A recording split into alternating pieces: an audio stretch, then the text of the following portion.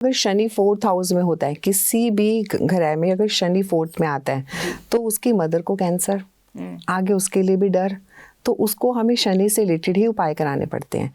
अब जैसे 250 ग्राम इमली जो बिना सीड वाली है वो एंटी क्लॉक उतारनी है जो पेशेंट है उसके ऊपर से, और वैसे ही डालनी होती है पिग्स के आगे, जब पिग्स होते हैं ना उनको डाली जाती है, बिकॉज अगर वो पिग खाते हैं तो वो बीमार भी हो जाते हैं, लेकिन कई लोग डालने नहीं देते इसको, नहीं तो पीपल के पेड़ के नीचे रखें।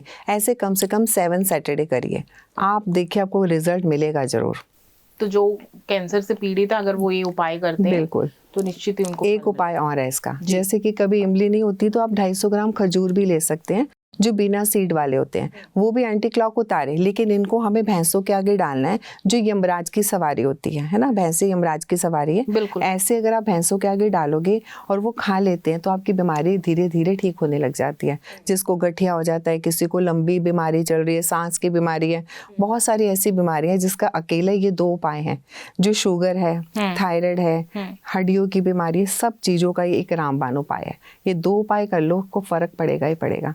तीसरा उपाय मैं आपको और एक बताती हूँ, बिकॉज लोगों को रेमेडीज चाहिए है ना, उनको ये नहीं पता राहु केतु कहाँ बैठे, शनि कहाँ बैठे हैं, तो आपने 1-1 रुपए के 9 सिक्के फ्राइडे नाइट को अपने तकिए के नीचे रखने हैं और सैटरडे को उसको ग्रेवयार्ड में फेंक देना है। ये उपाय अगर आप बंद नहीं करोगे तो जीवन में आपको कभी कोई बीमारी नहीं पकड़ेगी, ना तो पैसे रुकेंगे, ना कोई हेल्थ इश्यूज आएगा, घर में क्लेश नहीं होंगे, वैसे आप खुश रहने लग जाओगे। बिकॉज हम जब ग्रेवयार्ड में फेंकते हैं तो अपनी दुख, दरिद्रता, कष्ट सब फेंक देते हैं, है ना, तो इससे बेस्ट उपाय नहीं है।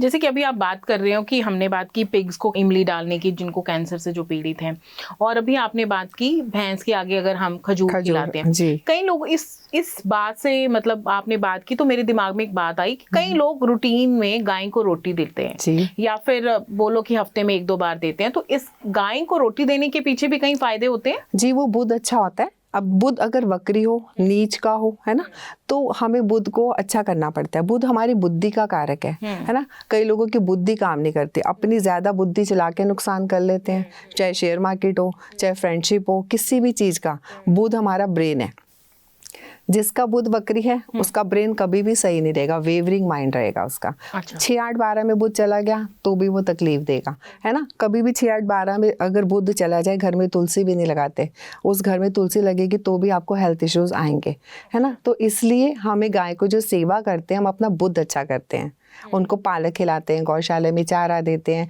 हरी दाल भिगोकर अगर आप बर्ड्स को डाल दो, गाय को डाल दो, तो भी हमारा बुध बहुत अच्छा होता है। अच्छा। 2 मेल पैरट्स लेके आओ, उनको खाना खिलाओ, उन्हें उड़ा दो, तो भी बुध बहुत अच्छा हो जाता है। अगर फॉरेन जाना है, आपका वीज़ा नहीं लग रहा, आप उनको पैरट्स को 2 मेल पैरट्स खरीदो, 3 बुध और उन्हें खाना खिलाओ, उनको उड़ा दो। अच्छा, हो ही नहीं सकता आपका वीजा ना लगे। जिन लोगों का वीजा नहीं लग रहा उनको मेल दोनों मेल लेके ऐसे 3 वेडनेसडे करने, यानी कि इस Wednesday too, next Wednesday too, उसके नेक्स्ट वेडनेसडे टू। और ये बड़ा ही छोटा सा उपाय है और आपका काम होगा ही होगा।